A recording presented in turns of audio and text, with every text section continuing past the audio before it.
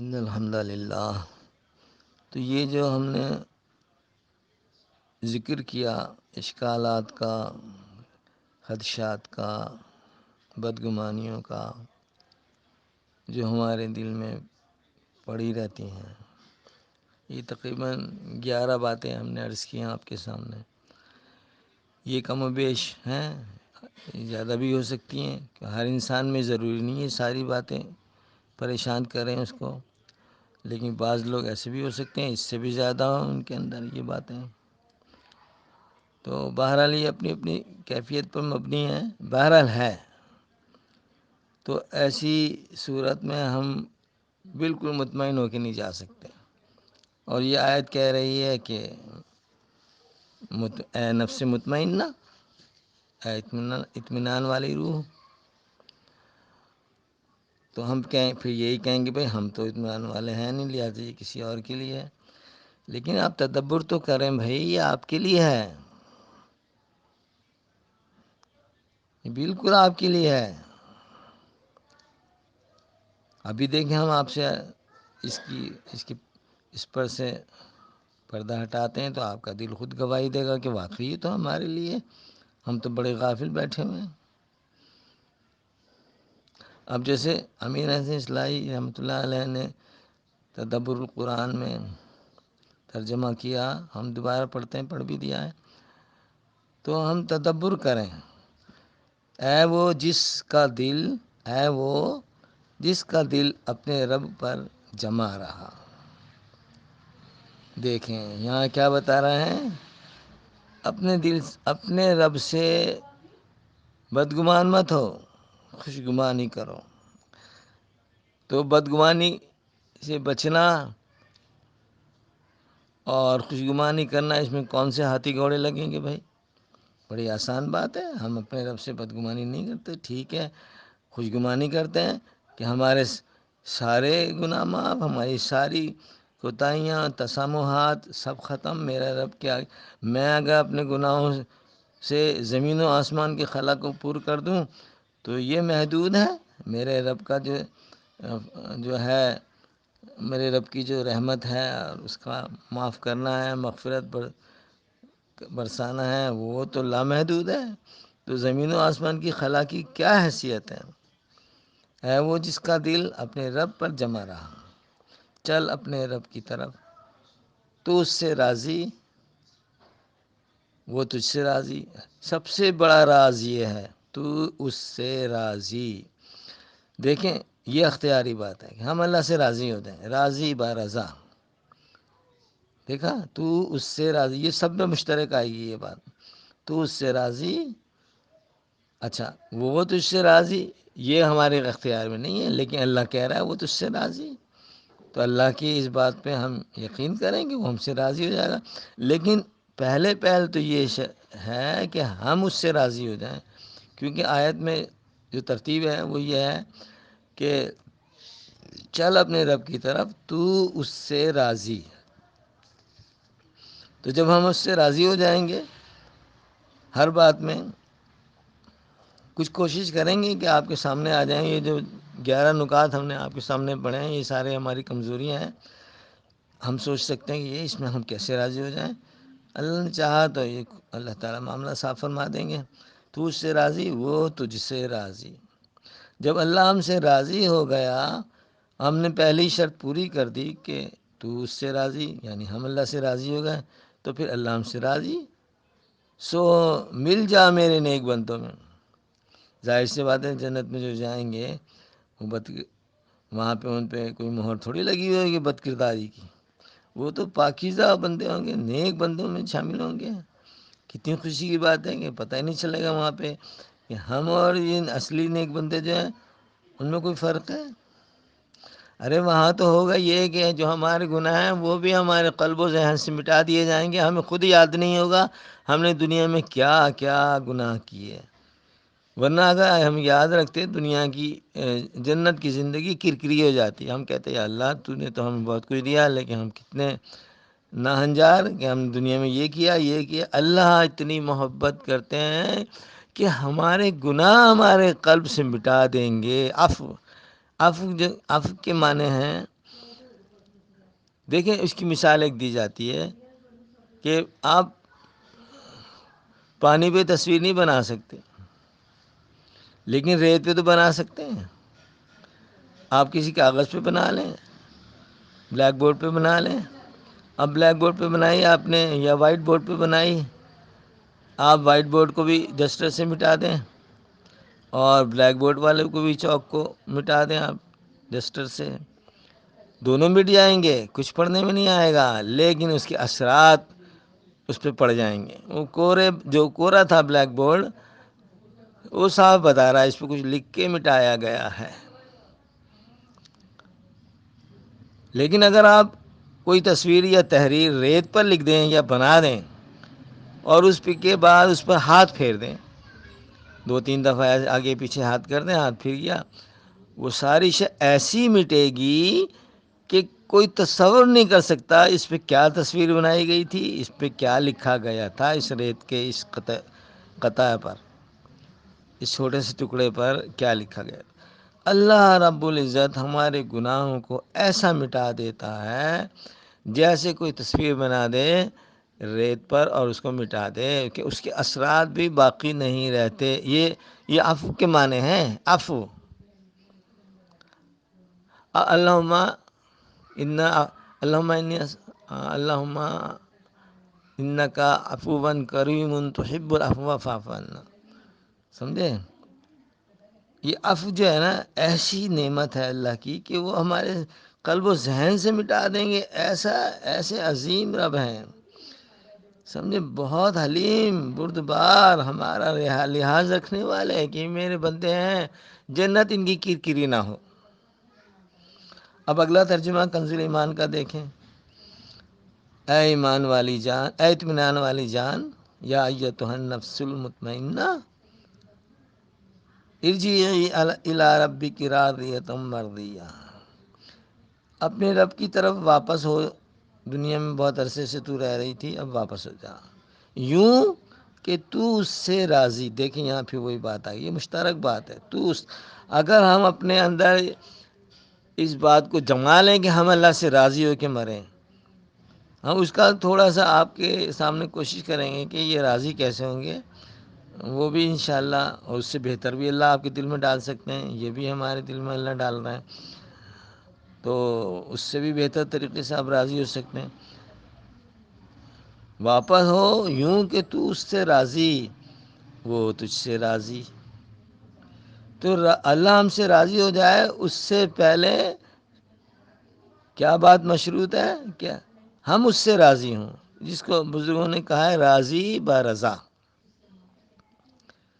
تو اس سے راضی، وہ تجھ سے راضی، پھر میرے خاص بندوں میں داخل ہو۔ اب بتائیں، ایسے نہیں جنت میں جا رہے ہیں، پہلے خاص بندوں میں اللہ داخل کر رہے ہیں۔ اور میری جنت میں آ، دیکھیں جنت کا نام بعد میں آیا، پہلے بندوں میں داخل کیا، نیک بندوں میں، اپنے خاص بندوں میں داخل کیا۔ پہلے ہم راضی ہوئے اللہ سے، دوسرے نمبر پہ وہ ہم سے راضی ہوا، اس کے نتیجے میں اس نے ہمیں خاص بندوں میں داخل کیا۔ دوسرا انعام جنت، پہلا انعام کیا؟ سب سے بڑا انعام کہ اللہ ہم سے راضی، دوسرا انعام کیا؟ ہمیں خاص بندوں میں داخل کر دیا، اور تیسرا عظیم انعام کہ جنت میں داخل کر دیا۔ اب تفسیر عثمانی میں جو ترجمہ کیا ہے شیخ الہند رحمۃ اللہ علیہ نے، اصل میں یہ ترجمہ انہوں نے صاف بتایا کہ بھئی یہ میں نے ترجمہ نہیں کیا ہے، یہ تفسیر عثمانی میں ہے، بلکہ یہ تسہیل ہے موضع قرآن کی۔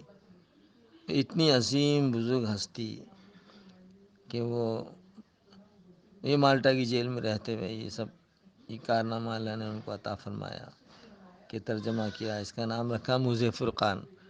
اس پر جو تفصیل کی گئی ہے وہ حضرت علامہ شبیر احمد عثمانی رحمۃ اللہ علیہ نے، تو اس لیے اس کا نام ہو گیا تفسیر عثمانی۔ ترجمہ لوگ غور نہیں کرتی کس کا ہے، وہ یہی سمجھتے ہیں تفسیر عثمانی ہے۔ تو وہ کیا ہے؟ اے وہ جی جس نے چین پکڑ لیا، دیکھیں ہو چکا ہے کام، یعنی ہم راضی ہو چکے ہیں ہم اللہ سے، ہمیں اطمینان ہو گیا ہے اللہ کی طرف سے، کوئی خلش نہیں ہے، کوئی بدگمانی نہیں ہے۔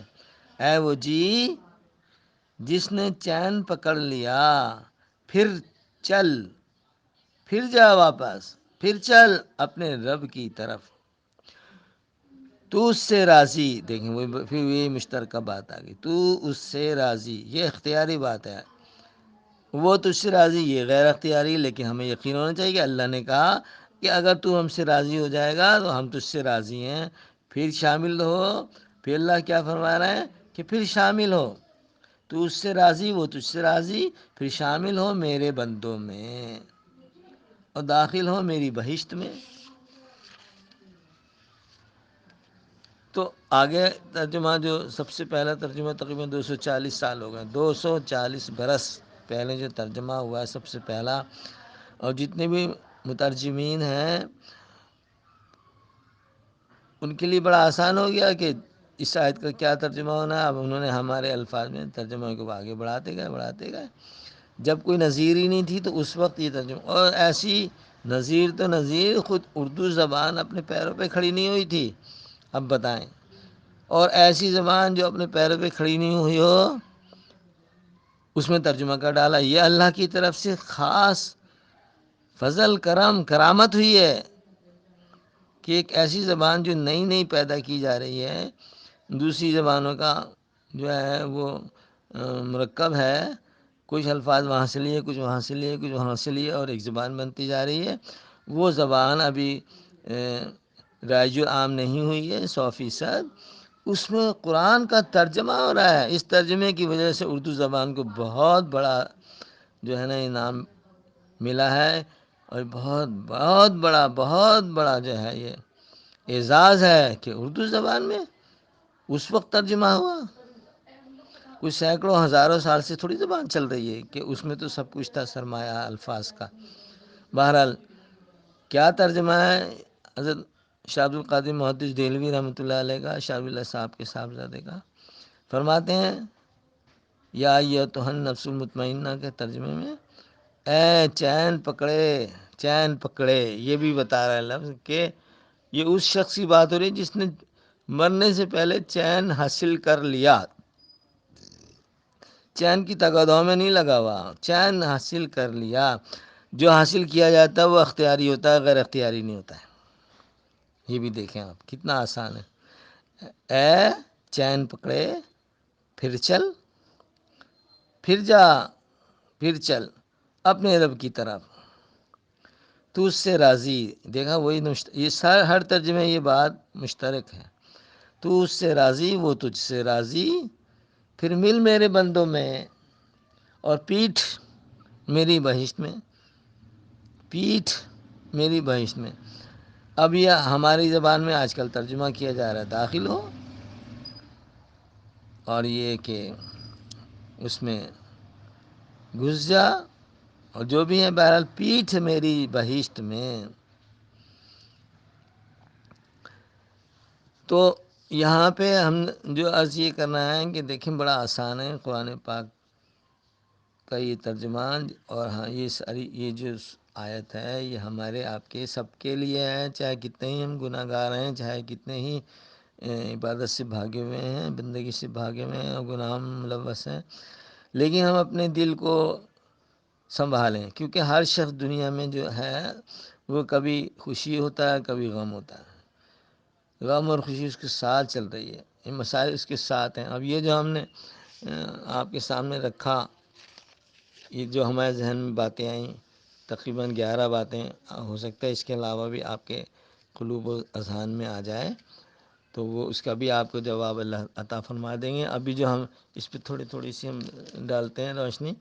پہلا جو خدشہ تھا، اشکال تھا، بدگمانی تھی ہمارے اپنے سے، اور وہ ہمیں مطمئن نہیں کر پا رہی تھی کہ ہم مرنے سے پہلے مطمئن ہو جائیں، وہ یہ تھا کہ اکثر یہ ہمارے قلب میں ہوتا ہے، میں ہوں کس شمار میں، خبر نہیں، جنت تو بہت عظیم شے ہے، ہمیں کیسے مطلب ہم جنت کے حقدار ہو جائیں گے، میں ہوں کس شمار میں، خبر نہیں ایمان پر بھی خاتمہ ہوگا یا نہیں۔ یہ آتی ہے بات اندر ہی اندر، کہتے نہیں پھرتے ہم لوگوں سے، لیکن یہ ہے کسی گوشے میں، خاتمہ بالخیر، خاتمہ بالخیر کا اندیشہ ہی ہے، ہمیں تو اندیشہ لگا رہتا ہے کہ ہمارا خاتمہ بالخیر ہوگا بھی یا نہیں۔ تو دیکھیں اس پر ہم کیسے اپنے آپ کو مطمئن کریں، اور اس آیت کے مضر اثرات سے ہم کیسے بچیں، اس بات کی مضر اثرات سے ہم کیسے بچیں کہ ہم اللہ سے راضی ہو جائیں کہ یا اللہ ساری زندگی تگ و دو کرتا رہا میں، اور میں کامیاب نہیں ہوا، اور میرا کوئی شمار ہی نہیں ہے نیک لوگوں میں، تو اے اللہ یہ میرا نصیبہ۔ میں ساری زندگی ایک گمان میرے دل میں تھا کہ میں موت جب میری آئے گی میں اللہ پہ ہی اللہ پہ ہی ایمان رکھ کے مروں گا۔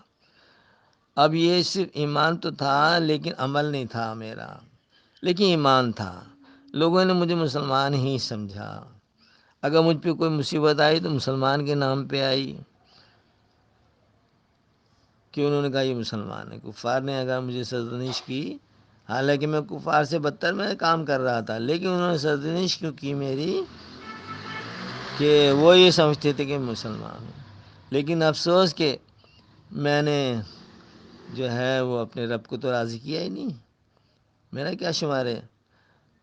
تو ہم یہ کہیں گے یہ ہماری قسمت کہ ہم ارادہ بھی رکھتے تھے، انما الاعمال بالنیات، اعمال کا دار و مدار نیتوں پر ہے، تو ہماری نیت تو تھی لیکن ہم اعمال اختیار نہیں کر سکے، تو یہ ہمارے نصیب میں تھا۔ تو اے اللہ نصیب تو نہیں بنایا، یا اللہ اگر یہ نصیب خراب بنایا تو نے تو میں تجھ سے راضی ہوں، اور اللہ اس خراب نصیبے کی وجہ سے اگر تو مجھے مشکلات میں ڈال دے مرنے کے بعد تو میں راضی ہوں، بس یہ کہہ کے آپ کو اطمینان ہو جائے گا۔ اے اللہ اگر تو مجھے جو نصیبہ تو نے مجھے دیا میں تیرے بنائے ہوئے نصیب پہ راضی ہوں، اور اگر تو مجھے معاف کر دے تو میں تیرا بندہ ہوں، اور اگر تو مجھے سزا دے تو میں تیرا بندہ ہوں، اور اگر تو مجھے معاف کر دے تو بڑی حکمت والا ہے۔ ان تعذبهم فإنهم عبادك وإن تغفر لهم فإنك أنت العزيز الحکیم۔ تو انشاءاللہ اس ایک نقطے پر، یہ 11 نکات پہ بات کریں گے، اس ایک نقطے پر جو ہے ہمارا اطمینان قلب حاصل ہو جائے گا۔ اگلا ہم آگے بتاتے ہیں انشاءاللہ۔